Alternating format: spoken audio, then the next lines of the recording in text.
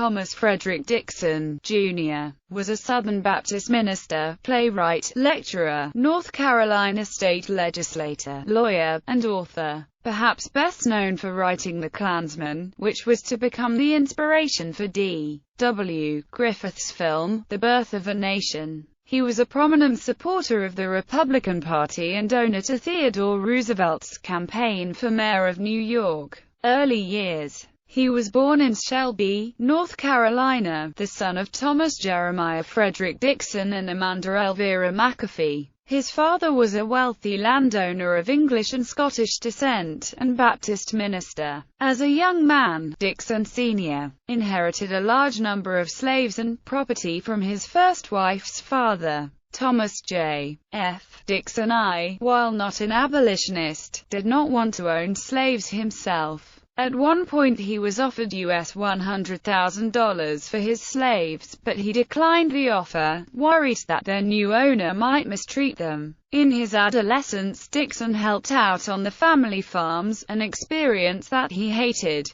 but that he later would say helped him to relate to the plight of the working man. Dixon grew up during Reconstruction following the Civil War. The government confiscation of farmland, the corruption of local politicians, and particularly the vengefulness of federal troops coupled with the general lawlessness of the time all helped to shape young Dixon into a staunch opponent of what he called one of history's greatest tragedies. Dixon claimed that one of his earliest memories was of a woman who pleaded for his family's help. She was the widow of a Confederate soldier who served under Dixon's uncle, Carl Leroy McAfee. She claimed that a black man had raped her daughter. That night the Ku Klux Klan hanged and repeatedly shot the alleged rapist in the town square. Dixon's mother commented to him that, "The Klan are our people, they're guarding us from harm." It was a moment that etched itself into Dixon's memory. He felt that the Klan's actions were justified, and that desperate times called for desperate measures. Dixon's father, Thomas Dixon, Sr., and his uncle Leroy McAfee, both joined the Ku Klux Klan early in its history with the aim of bringing order to the tumultuous times, and Carl McAfee even attained the rank of chief of the Klan of the Piedmont area of North Carolina. But after witnessing the corruption and scandal involved in the Klan, they would both dissolve their affiliation with the group and attempt to disband it within their region. Education. In 1877, Dixon entered the Shelby Academy, where he earned a diploma in only 2 years. In September 1879, Dixon enrolled at Wake Forest, where he studied history and political science. As a student there, Dixon performed remarkably well, and in 1883, after only 4 years, Dixon earned a master's degree. His record at Wake Forest was outstanding, and he earned the distinction of achieving the highest student honors ever awarded at the university to that date.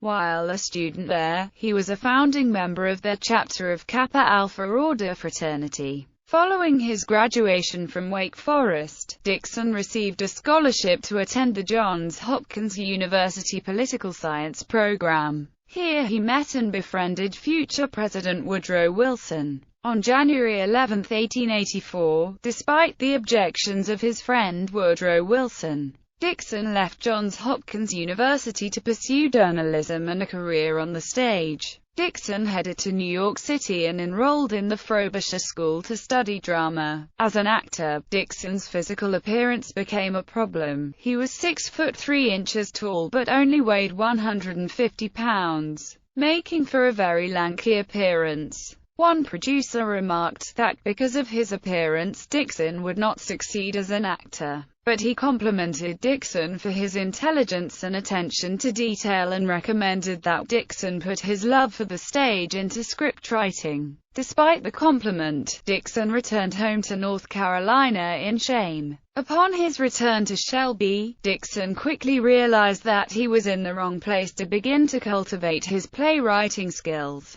After his initial disappointment from his Frobisher rejection, Dixon, with the encouragement of his father, enrolled in the Greensboro Law School in Greensboro, North Carolina. An excellent student, Dixon received his law degree in 1885. Political career. It was during law school that Dixon's father convinced Thomas Jr. to enter politics. After graduation, Dixon ran for the local seat in the North Carolina General Assembly. Despite being only 20 years of age and not even old enough to vote for himself, he won the election by a 2-to-1 margin, a victory that was attributed to his masterful oratory skills. Dixon retired from politics in 1886 after only one term in the legislature. He said that he was disgusted by the corruption and the backdoor deals of the lawmakers, and he is quoted as referring to politicians as the prostitutes of the masses. However short,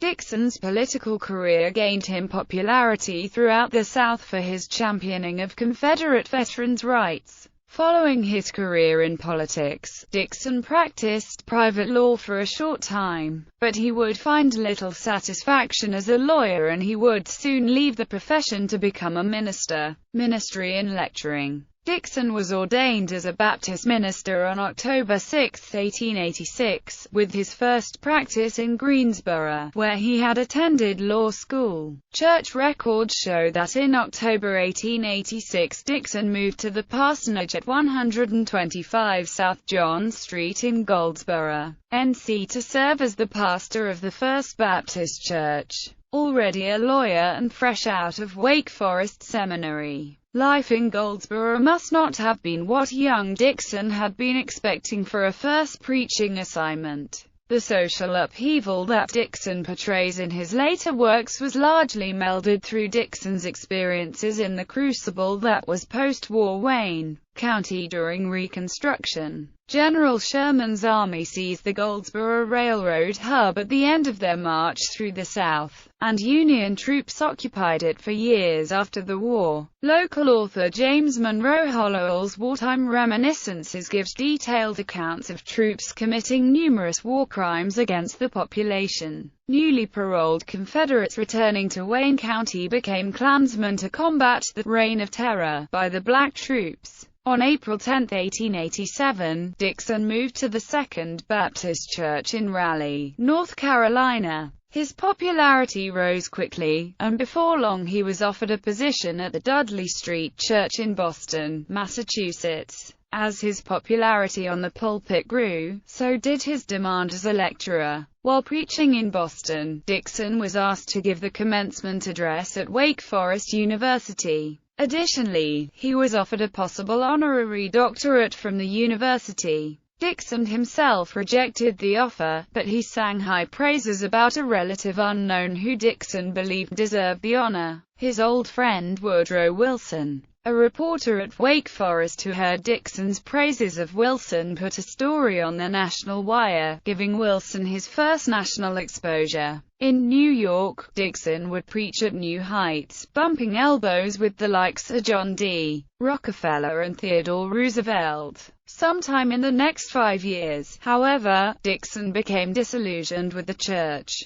and he began to believe that he could no longer belong to any particular denomination. So, in 1895, Dixon resigned from the Baptist ministry, and started preaching at a non-denominational church. He continued preaching there until 1899, when he began to lecture full-time. Dixon enjoyed lecturing and was often hailed as the best lecturer in the nation. He gained an immense following throughout the country, and particularly in the South, where he played up his speeches on the plight of the working man, and the horrors of Reconstruction. It was during such a lecture tour that Dixon attended a theatrical version of Harriet Beecher Stowe's Uncle Tom's Cabin. Dixon could hardly contain his anger and outrage at the play. It is said that he literally wept at the play's misrepresentation of Southerners. Dixon vowed that the true story of the South should be told. As a direct result of this experience, Dixon wrote his first novel, The Leopard's Spots, which employs several characters, including Simon Legree, recycled from Stowe's novel writings. Dixon's trilogy of Reconstruction consisted of The Leopard's Spots, The Klansman, and The Traitor. In these best-selling novels, which presented highly imaginative fiction as hard historical fact,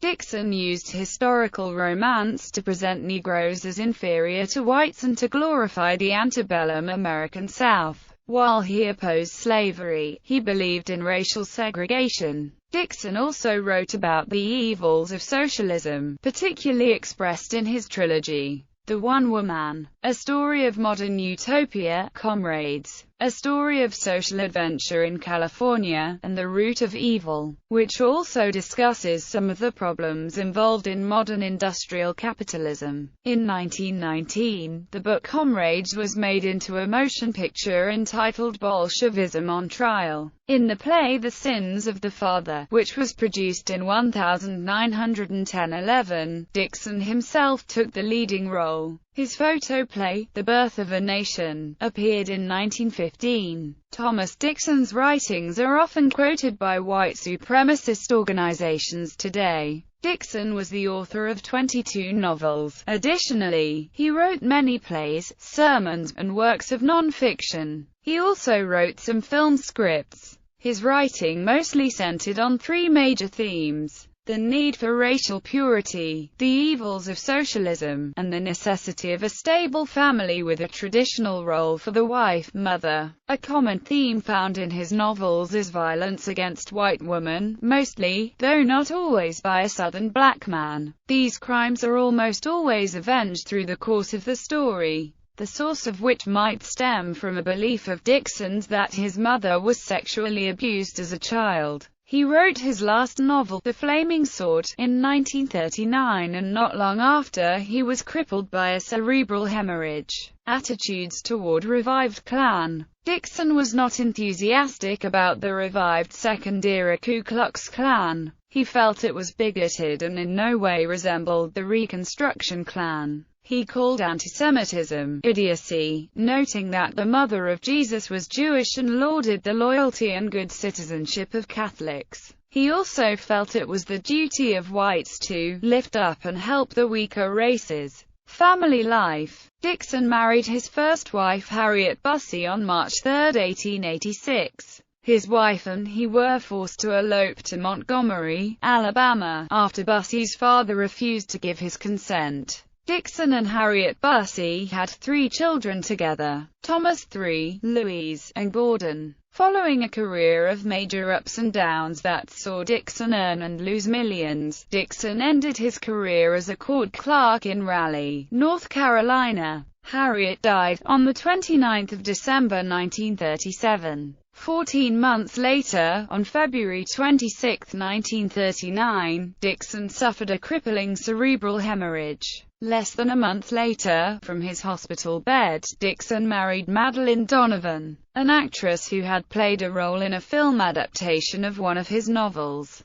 Dixon is buried with his second wife Madeline in Sunset Cemetery in Shelby, North Carolina. His gravestone reads, Thomas Dixon, Jr., 1864–1946, lawyer, minister, author, orator, playwright, actor, a native of Cleveland County and most distinguished son of his generation. He was the author of 28 books dealing with the Reconstruction period, the most popular of which were The Klansman and The Leopard's Spots, from which The Birth of a Nation was dramatized. His wife Madeline Donovan, 1894–1975, his brother, the popular preacher Amzi Clarence Dixon, was famous for helping to edit The Fundamentals, a series of articles influential in fundamentalist Christianity. List of works: The Leopard's Spots, The One Woman, A Story of Modern Utopia, The Klansman, The Life Worth Living, A Personal Experience, The Traitor, A Story of the Fall of the Invisible Empire, Comrades, A Story of Social Adventure in California, The Root of Evil, The Sins of the Father, A Romance of the South, The Southerner, A Romance of the Real Lincoln, The Victim, A Romance of the Real Jefferson Davis, The Foolish Virgin, A Romance of Today, The Fall of a Nation, The Way of a Man, Bolshevism on Trial, Movie. A Man of the People, The Man in Gray, The Love Complex, The Sun Virgin, The Flaming Sword,